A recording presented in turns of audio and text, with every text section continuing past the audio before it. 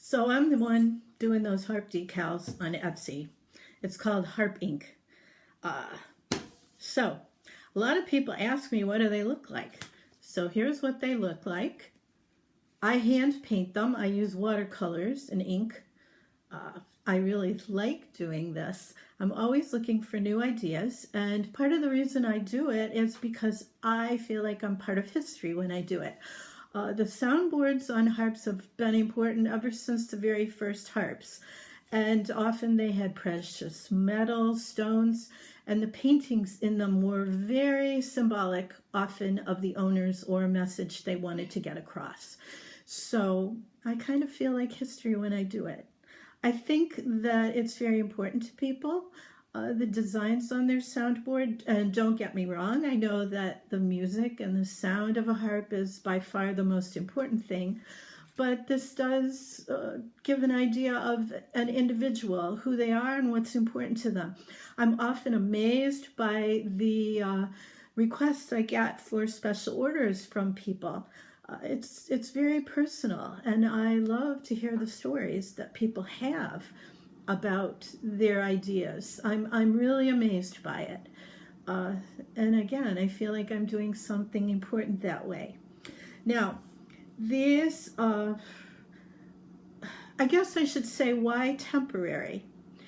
Temporary because I, at one point, had a harp painted, the soundboard painted. Of course, it cost me quite a bit, and I still love my harp, don't get me wrong, but over time, what you like in your 20s, 30s, 40s might not be what you like in your 60s.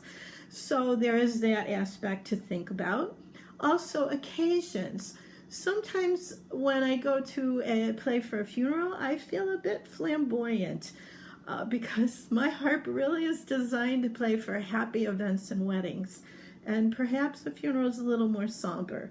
Now, I'm still going to play that harp and bring it, but I mean, that's not the important thing, but it is something to consider. Also, there's playing, just practicing. I mean, it can get a little mundane. I know we all love practicing and playing our harps, but let's face it, it could make it a little fun around Halloween or Christmas time to have some designs, or in the spring to have flowers and things on your harp. It'll make you feel good. So I would like to show you how to put the decals on. It's handy to have a ruler. And you'd also like to have a dust cloth. I don't know if you're a duster and you dust your harp a lot, but if you don't, this is a good opportunity. Put some dusting into it so that you don't have speckles or things to make adhering more difficult. What also is handy about a harp is that there are strings that you can actually use to get a distance. Now I'm going to move this so that you can watch what's going on with the harp. So here we go. Now, I'm going to use the strings as my guideline. So here's my C, D, E, F, G, A. I already figured out. I'd like the top of it to come about here. Now I've got two of these. Could go either way.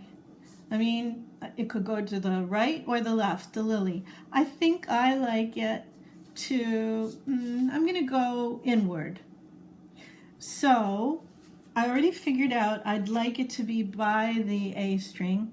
And the nice thing about the veneer on a harp is that you've got these little lines going through. So I'm going to take off the tab. And by the way, I do put little tabs here for you, so that you don't spend 12 years trying to figure out how to get it apart. So I put the tabs on, and I spend the 12 years trying to pull this apart. Okay, so now again, I want it behind the A string for this particular design. And so I'm going to take the edge of the flower and put it there. And then I think I want that little green bit to be as close as I can get it to the edge here. So there we go. and I'm going to put it down. And if you have a soft ruler or maybe a credit card, you can use this to kind of just make sure you don't have any bubbles. There you go. And voila, there you go. You've got your decal. Now, if you'd like to take the decal off, I mean, you can leave it on. It's not waterproof, but it can stay on. If you'd like to take it off, all you need to do is go for the edge. Most harpists don't have nails, so that can be convenient. I mean, you don't want to dig nails into the edge, but I just picked the edge of it. And voila, you just pull it off. It's non-adhesive on the back, so it won't, won't damage or do anything. You'll be fine. So, and then I've saved my backing because you could save it and use it again. Maybe I shouldn't tell you that because I want you to buy more, but you can. And I just put it back on the edging, and then I keep them in a folder so that I can put them on again if I want, save them that way. Well, that's how it works. So I hope this has been informative, and I want to thank you for your interest in my harp decals. Thanks.